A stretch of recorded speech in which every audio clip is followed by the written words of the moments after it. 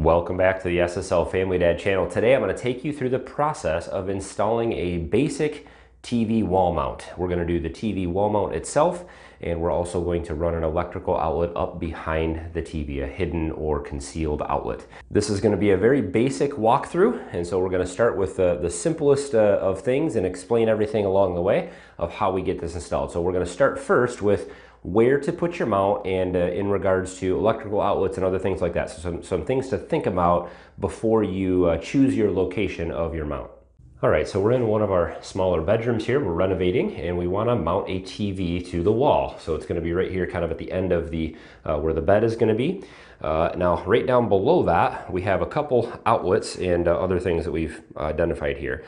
So we have an outlet right here, and we have another box here that was at some point used for a phone line or internet line or something like that. We're not going to be using that today. So one of the things that you want to take into consideration when you mount your TV is where the outlets are down below, because you're going to use one of those outlets to run the wire up to where the TV is going to be. So I have identified that there is a stud right here, and that stud runs right down, and it's on the left-hand side of this box. And then there's another stud that's on the right-hand side of that plug. So I know that there's an empty cavity, an empty stud cavity behind this where I could run a wire up. So in my case, since I have a doorway over to the right, when you walk in, you're going to see a little bit behind the TV, and I don't want to see the outlet on this side. Now the easiest thing for me to do would be to install the TV right up on that stud, and then install the outlet right to the right of it. So it ends up being in this empty stud cavity. I can just run a wire right up through there real easily. That's empty. But what I'm gonna try to do in this case is I'm actually gonna mount that outlet on this side, and so I'm gonna have to drill through a stud and fish that wire through. So it's gonna be a little trickier, but we'll be able to get it done. One of the things you do wanna pay attention to also is, are you on an interior wall or an exterior wall? If you're on an exterior wall, you're going to have some insulation in that stud cavity, so it's not just going to be hollow and empty. It's going to be a little trickier to run wire through, but I'm going to show you a couple tricks, some tools that you can use to make that a little bit easier. So this is the wall mount that I purchased. It's an Amazon purchase. I've used this company before in the past, I believe, for other mounts. I'll put a link to this in the description. It's just a basic but full motion wall mount. So this will come out from the wall. I think it's almost 19 inches, and it allows you to rotate the TV this way as well as this way. So it gives you complete motion movement, so you can be at any angle in the room and be in different places and have good view of the TV. These are the type of mounts that I generally use. This is a single stud installation, so it's gonna has a single mount on it. Now this is only up to a 55-inch TV. If you have a 55-inch or bigger, I would definitely recommend a larger mount. They have a 2-stud mount that is a full motion also that I have used in the past, and I will link to that in the description for larger TVs. I also have this outlet. Again, I use these every time I do these TV installs. This is a recessed outlet. So it's going to go into the wall, and that allows your plugs to stick right into. That way when your TV comes down behind it, you can still get your TV flush to the wall without having a bunch of plugs sticking out another 2 or 3 inches. All right, so we have the back of the TV that we're going to be mounting here. I think this is a 32-inch TV, and I have the mount here. What I'm going to do is I'm actually going to take this plate off the back, and we're going to select the correct screws to make sure that this plate mounts to the back of the TV. So there's just a bolt here and a screw here that we're going to take off and separate that plate.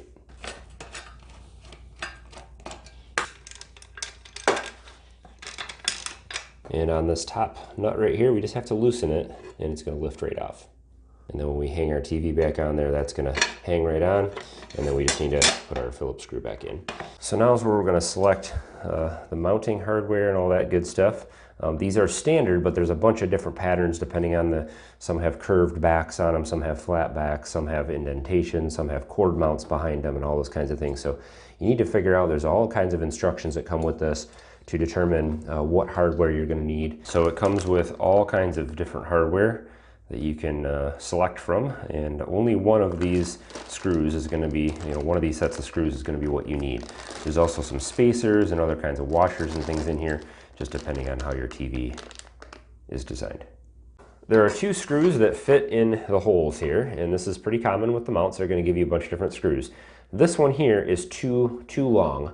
So if you screw these in too far, they'll actually crack right through into your TV and they'll mess it up pretty bad. So you don't want to use a screw that's too long.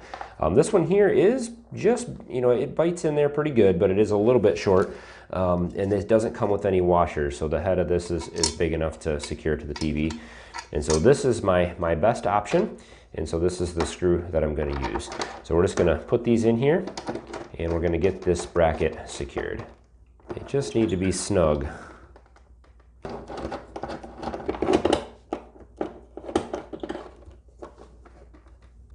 All right, that should be a pretty good height. Okay, so I've already done this, but I'm gonna use a stud finder to find a stud. Now this TV mount can be mounted in concrete. I'm not gonna show you that here today. This is specifically for a drywall or wood stud mounting. So I'm gonna use a standard stud finder, and you're gonna press and hold the button until it stops beeping, and then you're gonna slide it slowly over towards where you think there might be a stud, and then that first beep indicates the edge of your stud. So I'm going to mark that there, and then I'm going to start at the other side. Now I know there's a stud here, so I'm going to start at this side and move this way. And this tells me that there's a stud here. So I've now identified the stud. I'm also going to check it down below just to make sure that there is in fact a stud that runs all the way down there. Okay. Sometimes you can have other cross beams and sections running this way, and you want to make sure that you're on an actual stud that runs the length of the wall from top to bottom. So I'm going to check it one more time up top.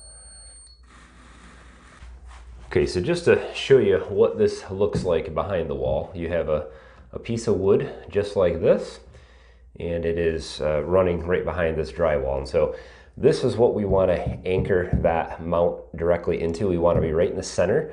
We're going to try to hit the center of that and run those lag screws in so we get a nice, solid, secure mount.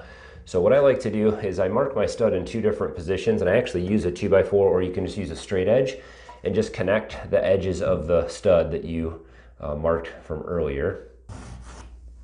So this is a pretty rough, rough sketch, but you can see where the stud finder identified the stud just a little bit outside of the stud, so it's actually the edge of it's probably inside a little bit here. And so what we want to do is just, we connect the dots and kind of estimate where the center is between the two. That's going to be the center of that stud. And you can see here we've drawn kind of a rough idea of where the stud finder found the edge here, and then it found the edge right here. So we're probably, somewhere right in here is the center.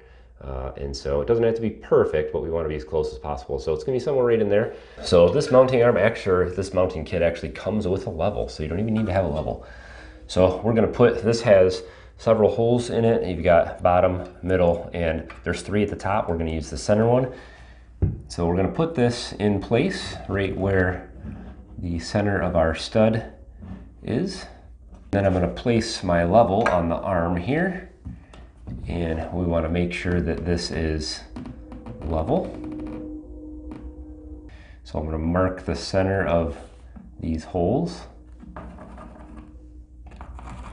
I found it easiest to just mark in the whole entire hole, and we'll just drill right in the center of it. So this kit, it's a worldwide sale, so this is all in metric, of course.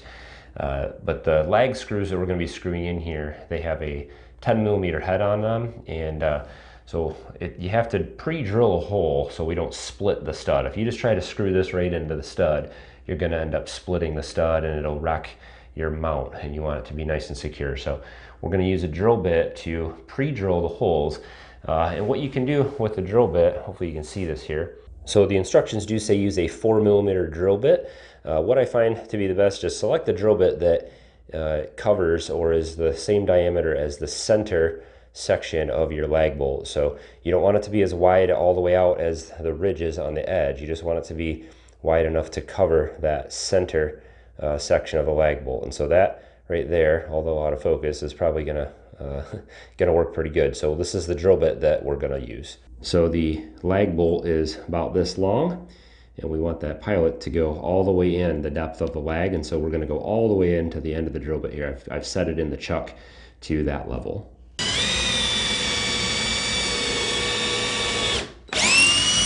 We want to try to keep this as level as possible. It may not look level from either of our angles, but it should be pretty close.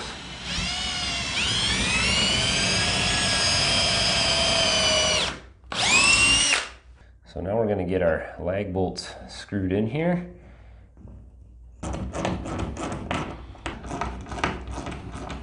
So one of the handy things that I have purchased a long time ago is this little kit of adapters for my drill.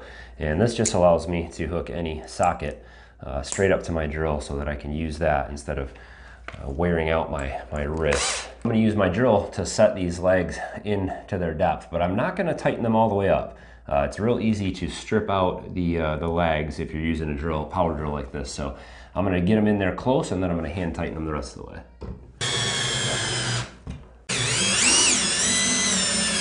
You just want them to be snug. You don't want to over tighten, because if you strip it out, you lose all the strength of your mount.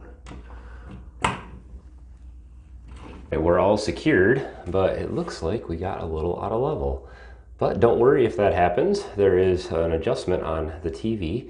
Once we get it in there, we've got quite a bit of rotation here where we can adjust and we can square that right up. So not a big deal. It does happen sometimes. Sometimes as you put the lag screws in, they pull one way or another and they can cause you to be a little offside, but that's all right. That's why it has several adjustments. So my plan is to put this outlet right here behind this mounting arm. And so I'm gonna swing this out of the way, and I want the outlet to be somewhere around here. That way it's covered when the TV is flush against the wall. I really won't see it. And since this outlet is recessed, the plugs will fit right into there, and then this will still fit flat down against the wall or pretty close to it. Well, I'm using something called an old work box, and I'll put a link again to these. This is something that's meant to, it doesn't mount to the side of a stud like normal handy boxes or normal boxes do.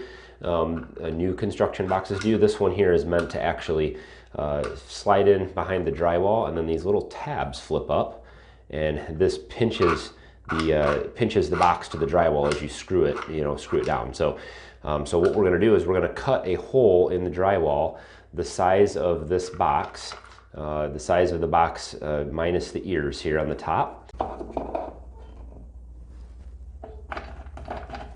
Just going to use a straight edge to continue my lines and make a full box here.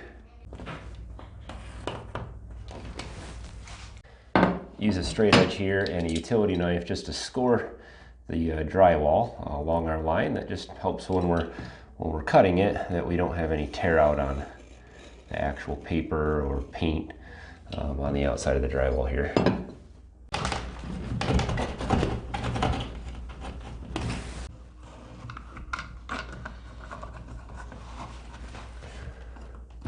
That's a pretty good fit.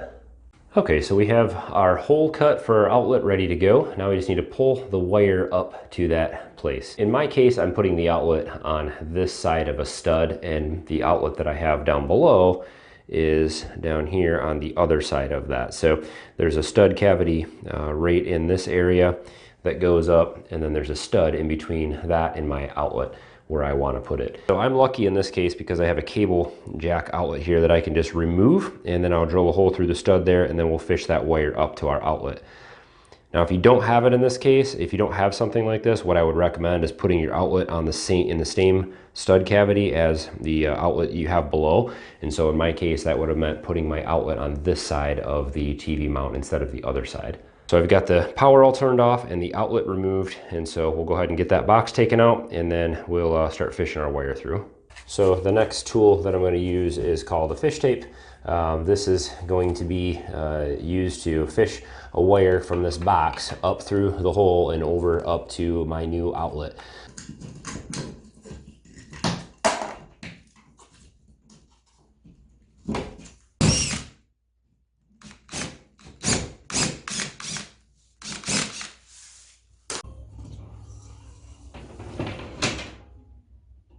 All right, so we've got our fish tape pulled up here, and the next thing I'm gonna do is I'm just gonna attach my wire, my new wire, to the end of the fish tape here and tape it.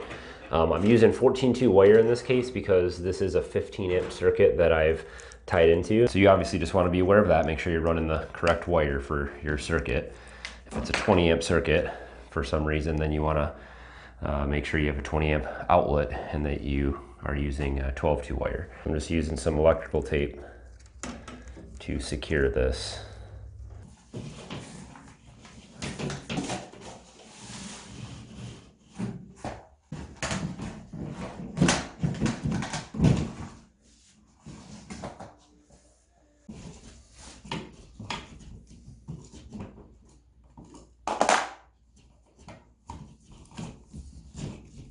going to be actually capping this outlet off, so I'm not going to be putting the outlet back in there. If you were putting the outlet back in there, you could just hook your black and your white back up to each side of the screws here, and then hook your light out to your TV on, you know, black and white on the same side, out to your screws there, and then just tie your ground together. All right, so those will just get tucked in there, and then I've got a cap I'm going to put on that. And we're going to feed this into one of the punch outs in the bottom here.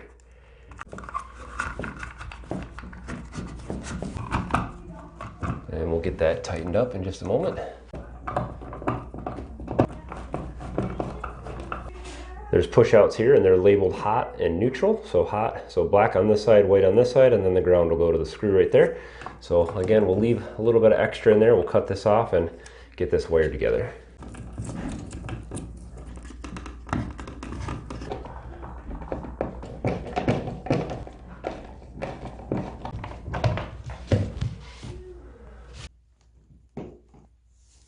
Just going to remove the base from the TV, and then we'll get it hung on the wall, plugged in.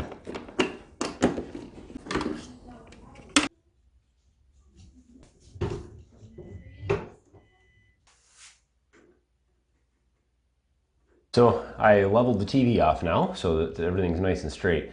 And there's a set screw right here in the bottom, the one that we took off originally. Put that one back in there so that tightened it down, and then we've got this bolt right on the top here, or nut actually, to tighten.